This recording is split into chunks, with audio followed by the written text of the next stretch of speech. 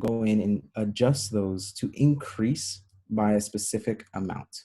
For example, you may have an application that's requesting 1 gig of memory. And as more and more concurrent connections, you'll increase that memory to maybe 2 gigs or 4 gigs, etc. Every time this happens, the pods need to be restarted so that they can begin to consume the additional memory that you have defined. And similarly, there is a cooldown for each of these scale up and scale down events. So then lastly, you have the underlying infrastructure layer. And this is where you're actually spinning up the nodes inside of the cloud infrastructure. So today, what many customers or many individuals running Kubernetes today will use a form of auto scaling.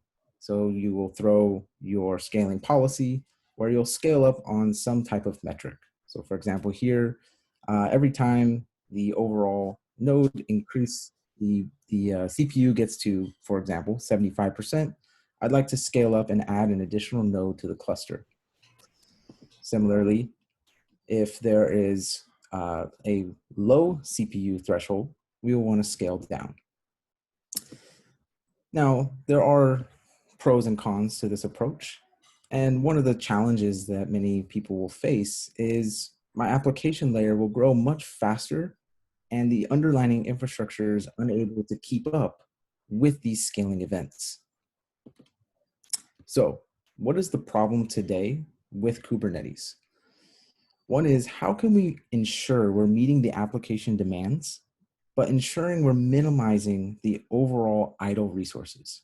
And of course, you want to make sure that there's always available resources. You could throw 3x of what your application really needs, and you'll never run into scaling issues. But that comes at a very expensive cost. So how do we address this problem? And really, there's 3 main points that I'm going to capitalize on today. It is, how can we correctly size the instances that are needed? How can we ensure the lifecycle of those instances, whether that's using different pricing models or ensuring that they're terminated when not used? And then lastly, how can we ensure we're right sizing your application pods or deployments? So we take an approach in Kubernetes. We have what's called the Tetris scaling challenge. So really what that means is the Kubernetes scheduler is looking at the full allocatable amount of memory and CPU for the entire cluster. So what is that? That is simply just the aggregate of all of the nodes' memory and CPU to determine what can actually be scheduled. So here's an example of a simple Tetris problem. Today I have a Kubernetes cluster with 3 nodes, a C5 large, C5 2x large, and an M5 large. One of my many developers decides to throw a deployment into my Kubernetes cluster. The requirement is 3 virtual CPU and 4 gigs of RAM. Now, Kubernetes believes that there is enough capacity for this pod. However, as you can see in the diagram, there is nowhere to place this specific pod because no single instance has enough resource. So this is a challenge where the pod will then go into a pending state and will remain in a pending state because none of the nodes currently have enough resources for it to be scheduled. Another example is the underlying infrastructure. If you're using a scaling group, you may scale the wrong instance type or size. So for example, I have again, same thing, 3 virtual CPU, 4 gigs of RAM, and our auto scaling group decided to spin up an M3 medium. Unfortunately, that is not large enough for this specific pod size. And again, we are left with another pod that is unscheduled, meaning some manual intervention is required. So then, lastly, we have the inverse, which is the scale down. Let's say your auto scaling group decides to scale down because it realizes there is excess capacity within your Kubernetes cluster. Again, Kubernetes will decide to in this case, pick the C5 2x large because it has the most excess capacity remaining on the instance. However, when you remove that specific instance, the remaining pod that was running on that instance has nowhere to be rescheduled. So what happens is, again, another pod becomes unscheduled and requires manual intervention. So again, those are some of the main issues today with Kubernetes and the scaling challenges that many users are faced with. So we want to take a different approach to really solve that problem. And the way to go about doing this is to take a container-driven scaling approach. So we want you to stop thinking about the nodes, stop worrying about the sizes of those nodes, and let the containers and the applications themselves define what you need in your infrastructure all in real time.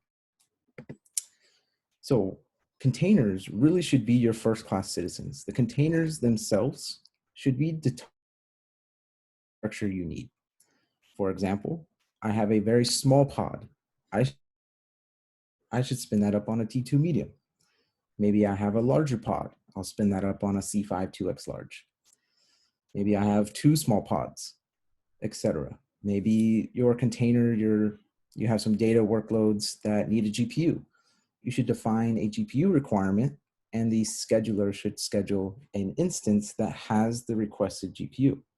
And then lastly, if you're using different pricing models across the various public clouds, you should also be able to define what pricing or life cycle you would like for your instance. For example, an on-demand at full price, a reserved instance if you are doing any commitments, or lastly, the excess capacity such as spot instances.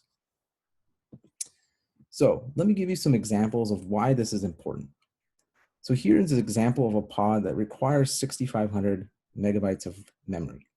And I want to show you, oftentimes you will define requirements for your instance types and sizes. So today I've decided I need the M5 large, that is the best for my cost, etc. So you can see I can schedule my one pod. I will have an 81% utilization of memory, and I'll have 75% CPU utilization, which to me, that's great. Overall, that comes out to be about almost 10 cents per pod per hour. But then when you find, as you increase these instance sizes, you can actually better efficiently bin pack these containers so that you can maximize the utilization of each of those instances. So for example, if I were to increase the pod count to 5, I could use a single M5 2x large and ultimately get 98% utilization on memory and 93% utilization on the CPU just by increasing the size. So rather than spinning up 5 of the exact same M5 larges, I can put all of those on a single M5 2x large and ultimately lower the cost by almost 20% per pod. So this is why it's very important to define your pod requirements and allow the infrastructure to determine what is the best suitable node for that infrastructure. Here's another quick example, same thing, 6,500 megabytes of memory. And let's say instead you were using the compute intensive resources, a C5X large in this case. Here we have another example. If you were to just switch from the C5X large to the M5X large, because this specific pod has more memory requirements, the M5X large ultimately will give you enough room to run 2 of the same pods, ultimately lowering that cost by 43%. So what does it mean by achieving that serverless and nodeless experience? Well, to me, it means that you should not have to manage the underlying infrastructure inside of your Kubernetes. Allow Kubernetes to define what nodes will be used based on your workload's requirements. And as I mentioned, you should be able to scale that application layer when needed, both up and down to meet your needs. And then lastly, we want to make sure we eliminate waste. So each of your nodes should be maximized as much as possible and leverage the different pricing models. Oftentimes, if you're running Kubernetes in a dev environment, We need to, if the application is scaled to 0, the infrastructure itself should also be scaled to 0. So no need to have the infrastructure running when there are no applications in use. So that brings me to the solution. Today, we have a product at Spot called Ocean. So what Ocean is going to provide is going to allow you to manage the underlying infrastructure and save you up to 90% on the overall cost of the compute infrastructure. We do this by allowing the container to drive the scaling events, both up and down. And ultimately, we're going to simplify the operations and allow you or your DevOps team to focus on managing the pods and deployments or the revenue generating items. So we will save up to 90% by leveraging different pricing models, which is going to be spot instances, the excess capacity, or any pre-bought commitments. We work with any control plane. So today, if you have a managed service such as EKS, ECS, AKS, GKE, or maybe you're doing a self-managed like COPS or KubeSpray, those are all managed control planes. Ocean takes the same methodology, but applies it to your data plane. So we are going to manage the data plane and those worker nodes on your behalf. So what we're going to do is, by looking at the specific CPU and memory requirements of your pods and deployments, we're going to ensure that every single one of your pods and deployments will have some place to be scheduled, and therefore no manual intervention is required. Secondly, we're going to maximize that resource allocation of each of those instances by picking the best suitable instances in real time. Secondly, we want to go one layer further. Many exercises that engineers oftentimes don't favor is truly sizing their application. What are the true requirements of their application? How much memory, how much CPU? We have baked into our product, we will allow you to determine from a vertical container autoscaler perspective, what is really the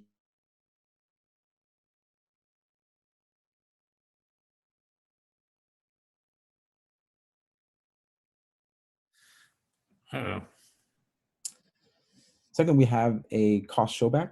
So in a Kubernetes environment, oftentimes you are running multiple services, multiple teams, multiple customers' environments, and we need to show what is the price breakdown on those shared resources.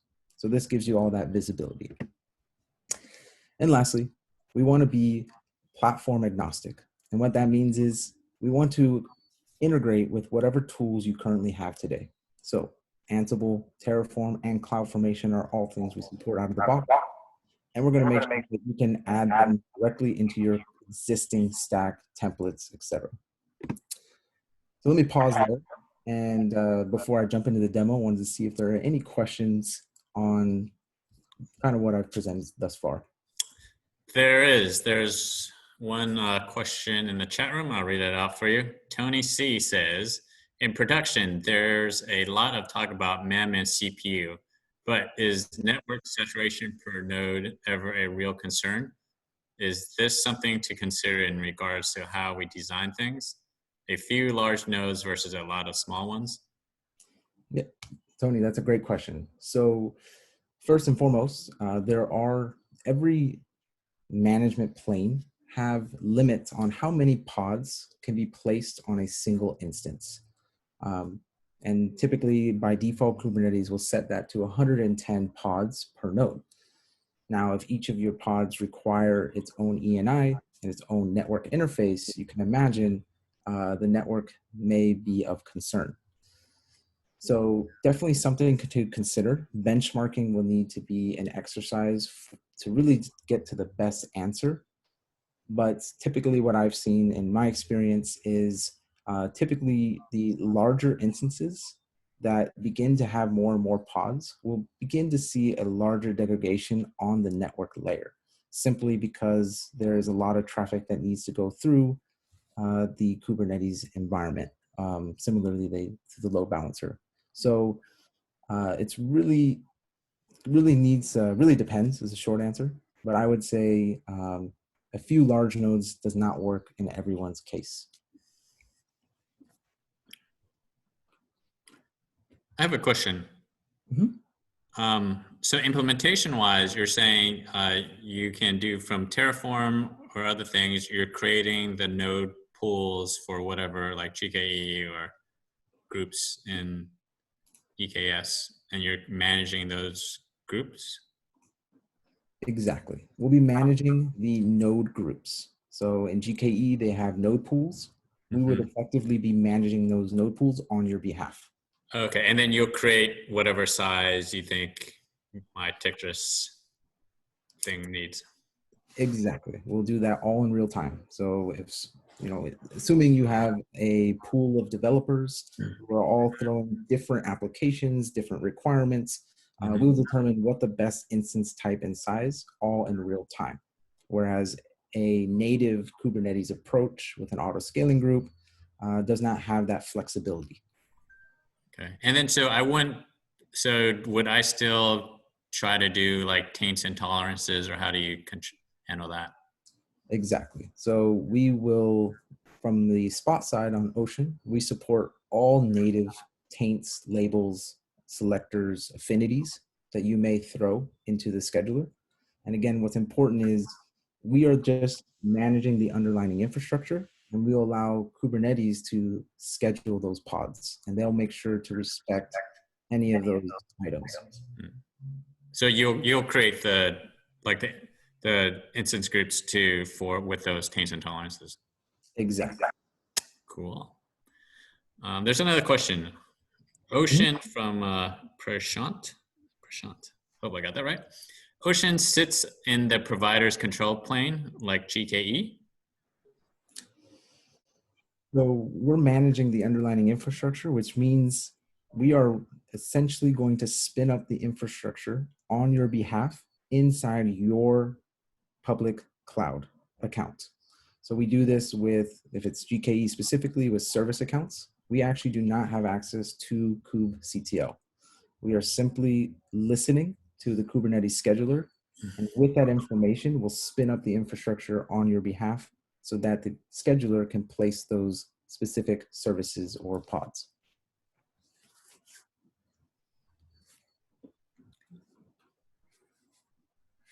Cool. Okay, well, let me, if there's no other questions, I'll just go ahead and kind of dive into a quick demo, maybe about a couple minutes, and then we'll open it up one more time for questions, and I'll pass it back over. So again, as I mentioned, the main goal for Ocean with Kubernetes is how can we effectively help users of Kubernetes solve the issue with scaling. So oftentimes the application will scale much faster than the underlying infrastructure, and there becomes waste. So what we do is we're going to shift those instances to be running on the different pricing models across the various clouds. What this allows us to do is we'll maintain that infrastructure and leverage those pricing models, which will give you the greatest savings. So here's an example where the cluster, we've moved 164 nodes from on-demand over to a excess capacity spot instances or preemptible VMs if you're on GKE, or low priority VMs if you're on Azure.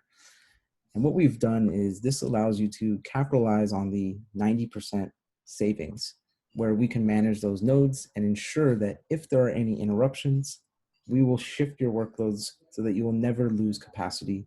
And we offer a 4.9 SLA. So just real briefly, what you'll see here is because we are enhancing the scheduler, we want to make sure that we use a variety of different instance types. And what this allows us to do is correctly maximize each of these instances as much as possible for the specific requirements of those pods all in real time. Okay, so you'll see what we've done is just a variety of different instance sizes that best fit those specific pod requests as all of the pods are coming in with different requirements.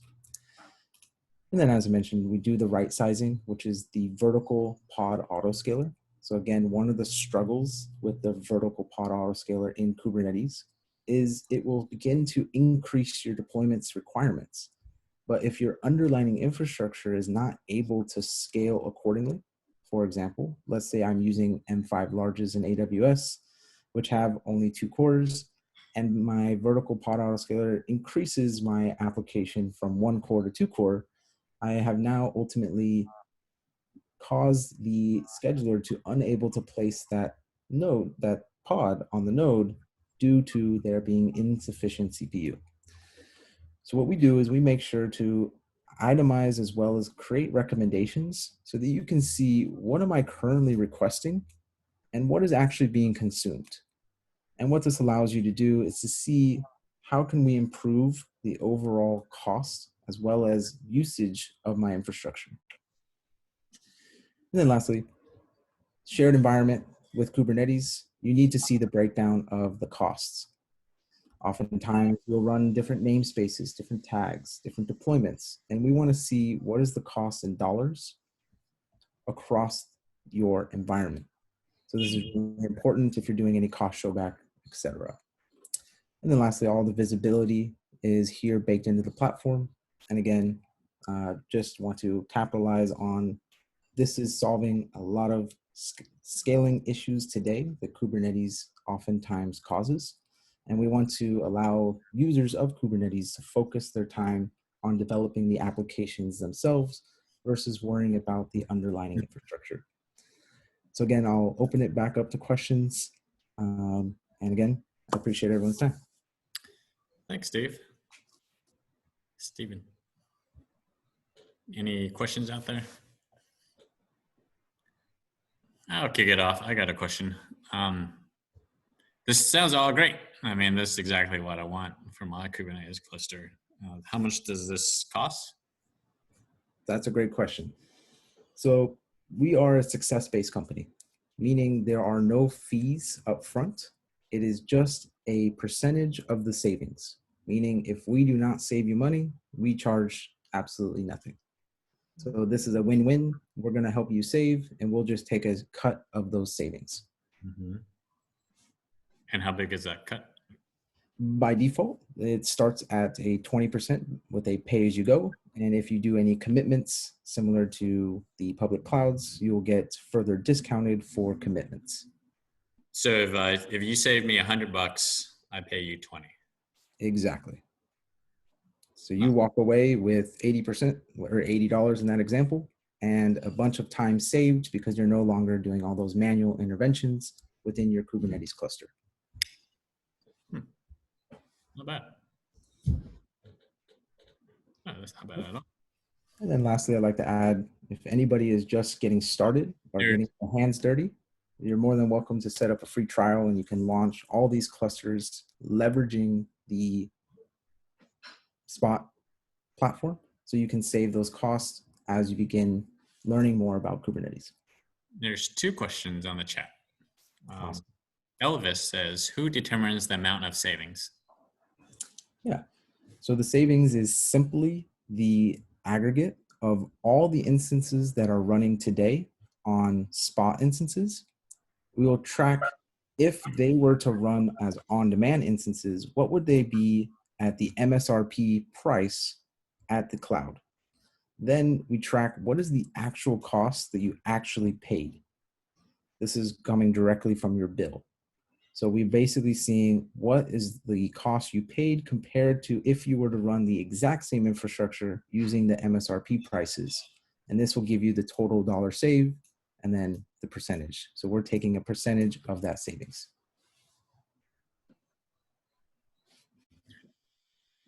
And there's another question. I'm not going to try to read the name, but the question is, saving related to what our current bill is if we are already using Spot reserve instances. We already use Spot and reserve, so that does not make any sense. Yeah, I think I can address that.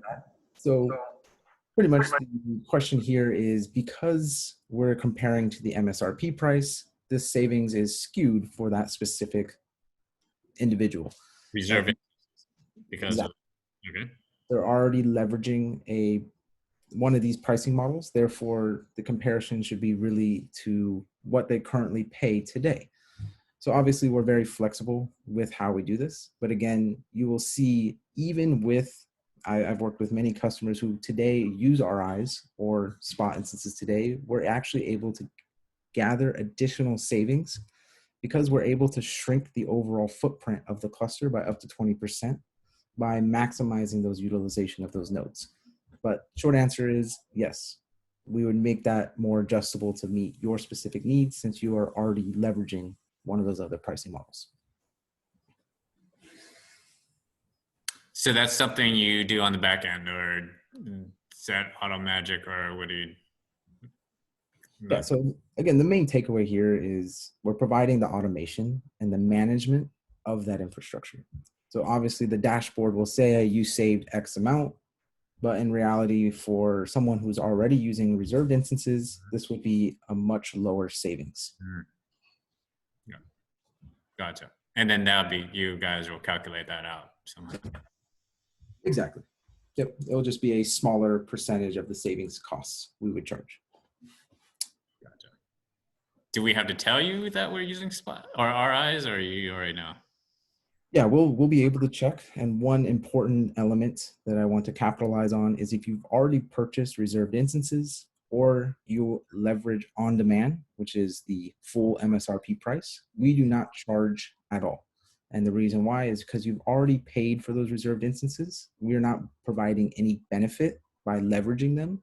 We just want to make sure that we spin up your infrastructure and make sure that if there are any RIs, we use them so there's no waste. So for example, I have a couple on demand in here, and as well as you can see, I actually have some reserved instances that are being used because they were already purchased at a previous time before Spot came into the picture. And you're calculating that, and then you're saying using those RIs is cheaper than doing something else. Yeah, our method is you've already paid for it, why waste them? So we're going to make sure to spin up an on-demand so we can utilize that reserved inches per purchase. And this does not go into the savings calculation. We did not generate any savings by leveraging on-demand or RIs.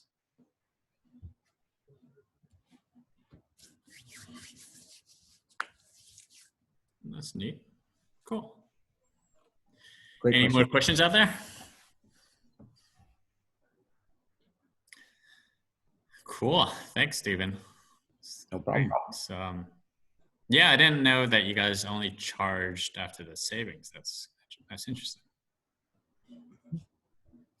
Definitely gonna give this a try.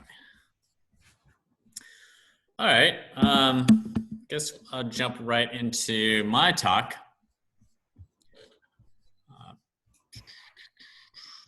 So I don't have any slides or anything. So I don't have any slides or anything. What I'm doing is presenting a project that I've been working on called Kubernetes Common Services. And let me give you a little background on this project, right? So I've been, for the last 6-7 years, been doing a lot of consulting. And then the last like 4 or 5 years, been doing a lot of consulting on Kubernetes infrastructure and kind of migrating everybody over there. And what I've kind of found was that I'm kind of doing the same thing over and over again. And here's a project that I've started a little while ago called Kubernetes Ops. And, there's a lot of text on here, but it basically brings up a Kubernetes infrastructure for you.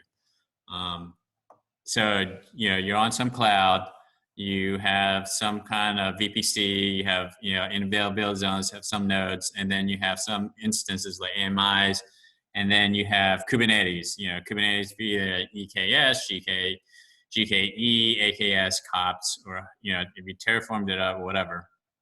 But even though that the clouds are kind of managing these Kubernetes clusters for you, it wasn't easy, right? Like they give you easy to use demos and tutorials on how to bring up a cluster, but then that's really, what they're calling it like a day one activity, right? Like the creation of something.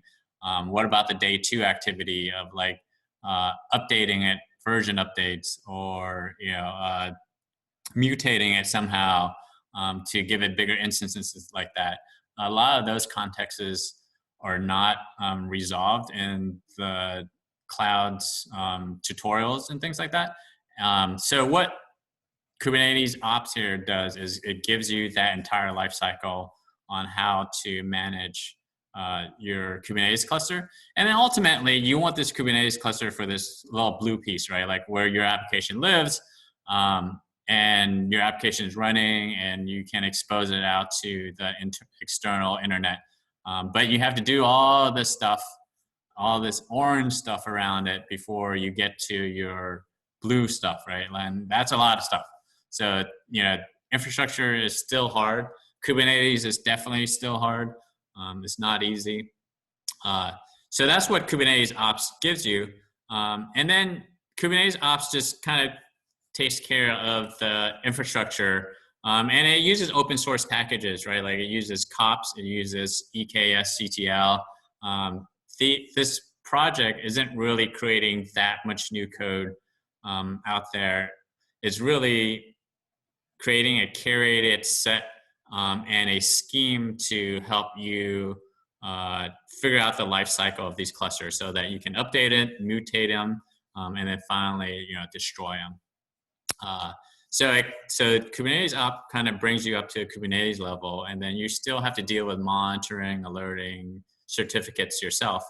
And then so really in my consultancy, I did this a lot. I helped people bring up their Kubernetes cluster, take care of the life cycle on how to update, and then start installing all these other stuff like Let's Encrypt, Cert Manager, external DNS, Prometheus for monitoring, logging, et cetera, et cetera.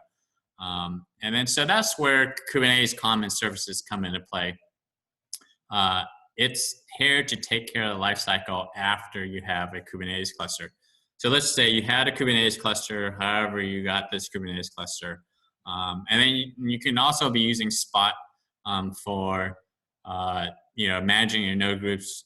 It doesn't really care about that. What Kubernetes Common Services here is here to take care of is these common services. So once again, your application is in this blue area, right? And usually, you'll have an API of some sort. You might have a UI. You might have some worker pods out there. And then your API and stuff all depends on, needs to get out to the internet. Then you might have Nginx ingress. Then you want HTTPS. You need Let's Encrypt. And then it's the question of like, how do I get my DNS and stuff like that over here and set up and automate it. And then also, the ongoing life cycle of it. How do I update these things? When do I update these things? So all this green part is what I'm calling Kubernetes Common Services, where it's basically just services that are common to pretty much every single Kubernetes deployments out there, right? Like you would use a subset of these stuff, maybe more, maybe less, and maybe some other ones. But they're really not core to your app, right? Like you didn't write any of these applications. This is the application that you're writing, and this is the value add that you're providing and you're selling. All this stuff is really just, infrastructure work that somebody has to do, and somebody has to integrate it into your entire environment and manage, because your application depends on it. And you don't want to write any of these applications, right? Like these are not value add to you. These are all open source application. And then also, once again, this project is also not creating much new code. It's really a curated set of stuff and a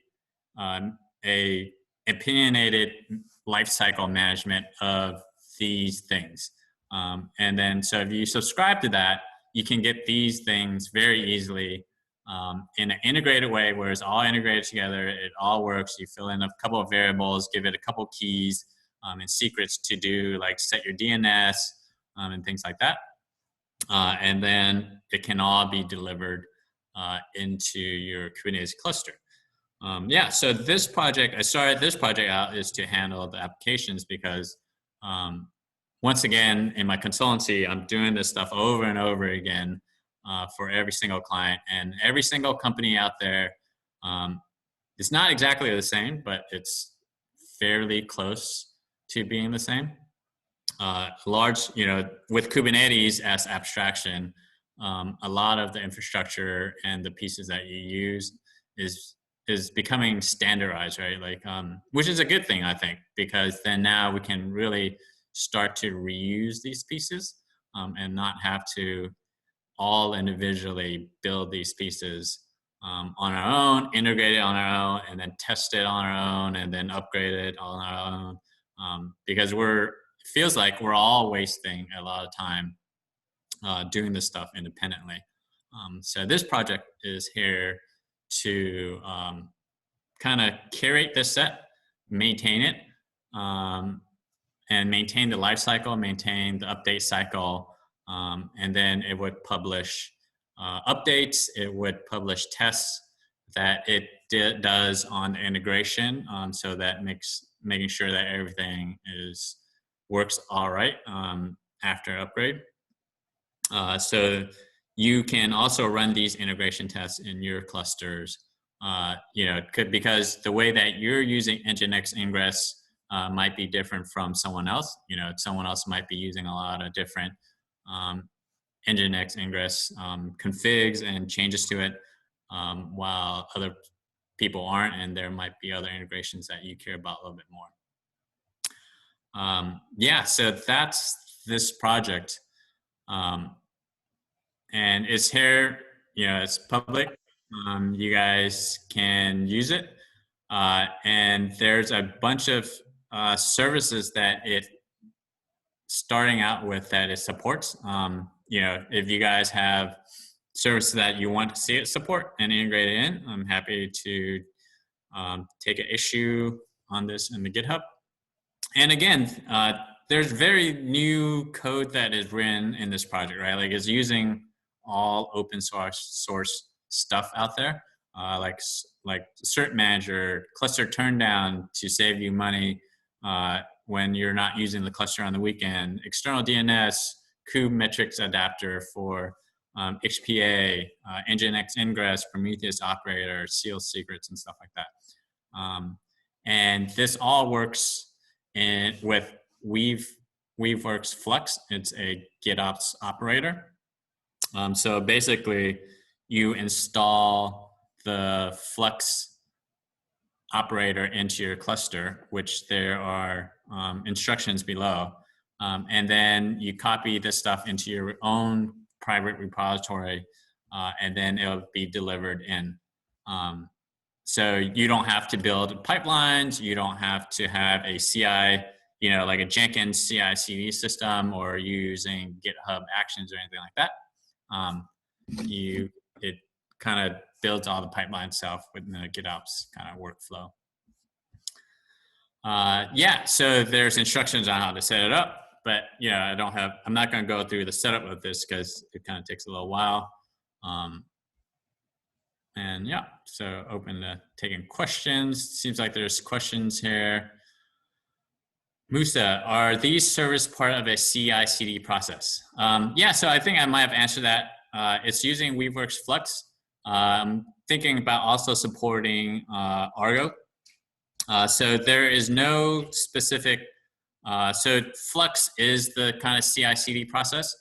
And then you just basically update YAML files.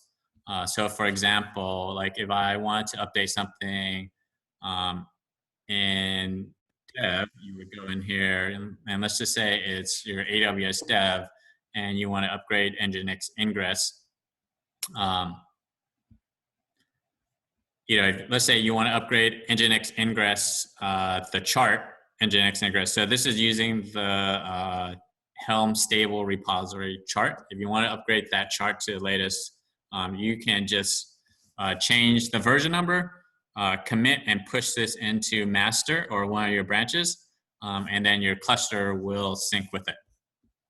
Or if you, let's see, if you wanted to do something like change a value in the Nginx ingress and maybe disable metrics or something like that, you can set this to false, and then once again commit this into master some branch, and then your cluster will sync. So you don't have to build pipelines or anything like that with Weaveworks Flux. And same with Argo too. So I'm kind of agnostic on which one. I started out with Flux, but Argo is about the same. Steven has a question. Do the configs for the supported service use YAML files? Yes, it does. You can use charts. I just showed you a chart example. I can show you just a pure YAML file example. So Flux has actually two things. The Flux operators basically syncs YAMLs over. So it syncs all of these YAMLs over, and then there's a Flux Helm operator. And then the Helm operator looks at the type, the Helm operator. So the Helm operator, Flex Helm operator looks at this kind, and then it ticks, it manages this kind. And then it knows that the chart, this is the CRD for the Helm release, is for the Flux Helm operator. And then it goes and downloads the chart and deploys the chart. It deploys the chart with these config maps from these files and stuff like that. So, and then Flux by default is just a thing that syncs YAMLs over to your cluster from your repository, from a branch. So for example, like this is just regular Kubernetes YAML, nothing special. And it will sync this over to your cluster, and then your cluster this would be applied to your cluster, and then there would be a deployment in this namespace called lifted1. Steve has a question. You mentioned that Kubernetes Ops is opinion about lifecycle management. What are the opinions? Yeah, the opinions are really how you update and how the mechanisms are updated. So Kubernetes Ops is using COPS templates. And then for EKS CTL is using YAML files. So it's not using any of the CLI, flags to create or update clusters, and it doesn't use COPS CLI flags to create or update clusters. And then the GKE is a Terraform version of GKE. So in that sense, I guess it's opinionated in that sense where it slots you down that track. You have to do it that way because Kubernetes Ops does it that way. But what I found is doing it that way has worked out really well. Like, if we need to mutate the cluster, it's mutatable. You can change values from it. So basically, Kubernetes Ops, it just has a lot of the stuff from my consultancy kind of baked in there, right? Like over the years, we found that, something didn't really work too well. Like the life cycle of it wasn't great, right? Like maybe updating the cluster wasn't great. So using Kubernetes Ops is definitely harder than most getting started tutorials that you'll see out there. The reason why it's a little harder, so for example, one great example is that it's opinionated where in GCP or AWS, it wants you to create a VPC, like a blank VPC, and then you install your Kubernetes cluster into there. So I know a lot of tools like COPS, EKS, CTL, and things like that can create the VPC for you. But the problem is Kubernetes is not your entire infrastructure, right? Kubernetes is a piece of your infrastructure. And Kubernetes might be cool today, but will it be cool, in 12 months or 18 months? Maybe it's not the new hot thing and there's a new other hot thing. And then now you want to rip it out If if Kubernetes created your VPC and then now you install like RDSs or other EC2 instances in there, you can't really rip it out, right? So it's opinionated in that fashion.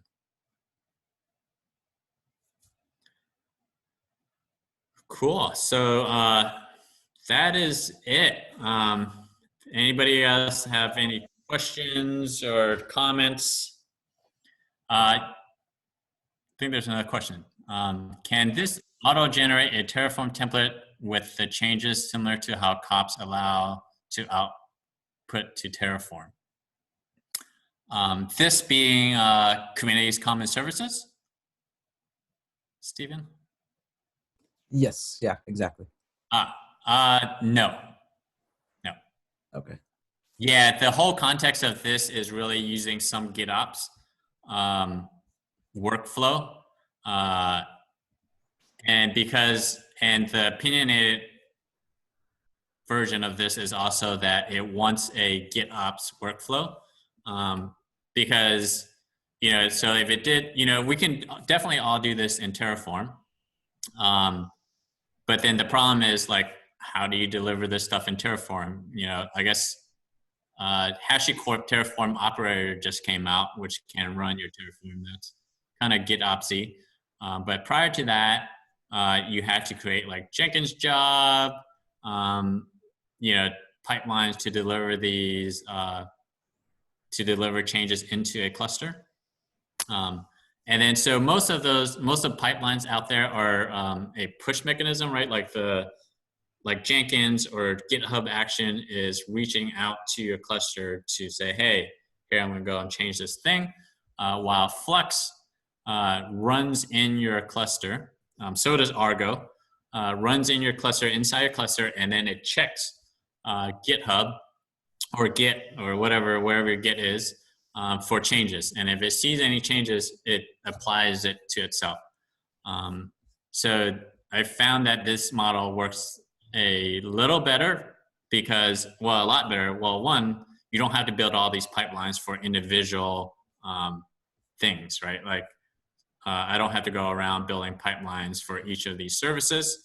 And then if I make a change, it's all in a GitOps kind of workflow.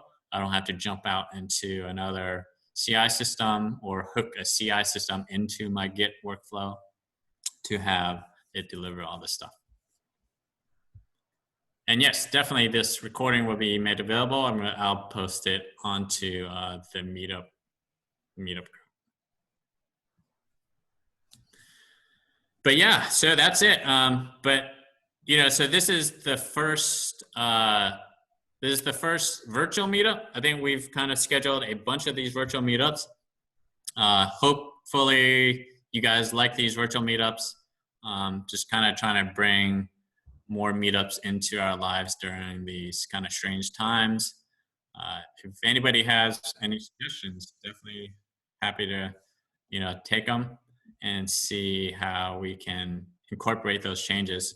And definitely us always, if you guys have any topics that you guys want to talk about, reach out to me on, Meetup, or, reach out via my links down here in the GitHub pages.